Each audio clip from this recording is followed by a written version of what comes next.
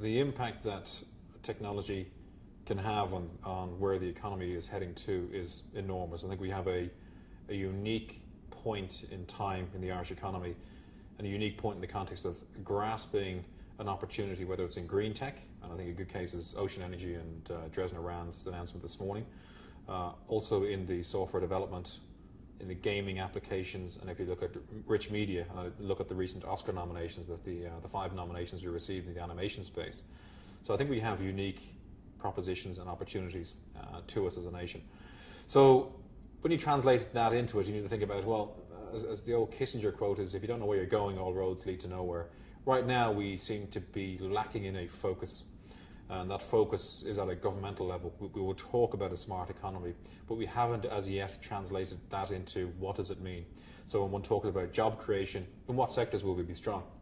So in order for us to achieve that, we need to stick to core objectives. We want to be strong in software development, potentially in financial services, transaction processing, and gaming development, software development, and recognise that Ireland isn't on the periphery of Europe. And many business people will look at Ireland as being on the periphery. And the fact is we're actually at the centre of a transatlantic trading hub, and how we can make that into a transatlantic trading hub. So whether you go into the content space, financial services, transaction processing space, we are the closest country to the US, and from the US, we're the closest country to Europe. And we have to look at how we can monetize that, how we can take that opportunity and grasp it. That also then requires an overriding view on education, on clustering. So how do we look at developing clusters of education to support innovation and R&D? And that can be done at a regionalised level. So for example, looking at Carlow, looking at Waterford, looking at Dublin, what should we set those academic institutions up to achieve? So should they be in advanced robotics? Should they be in pharmaceuticals? Should they be in advanced mathematical engineering around games development? So we need to consider the holistic view of achieving those goals.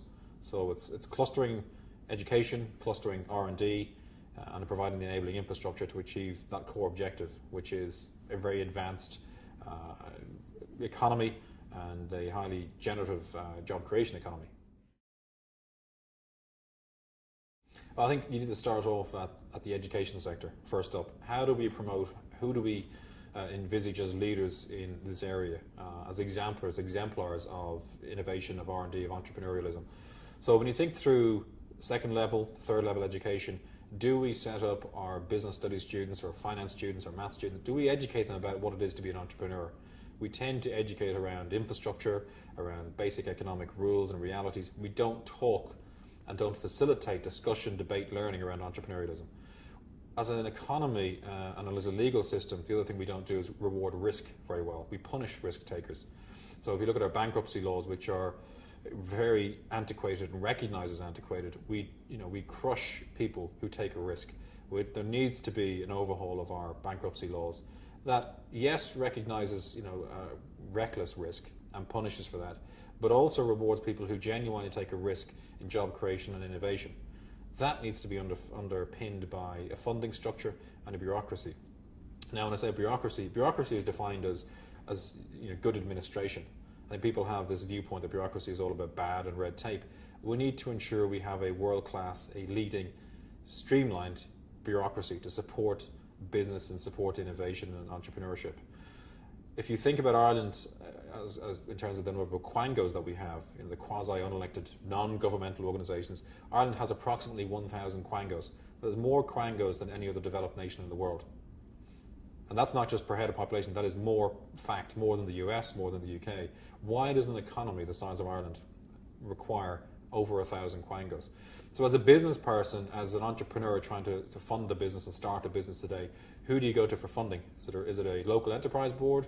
Is it Forfas? Is it the IDA? What tax structures are in place? What incentives are in place? What banking systems are in place? What education grants are in place? There isn't a singular view of how you can support that level of innovation. How do you engage with universities? How do you extract innovation in universities, inventions, and put them out into the commercial sector? So as a nation, we're not set for entrepreneurship. We have put property investors and developers on a pedestal in the past, and we're happy to see those guys crash today. But who are the real heroes, the entrepreneurs of the future? Who's going to inspire the generation coming through to take a risk?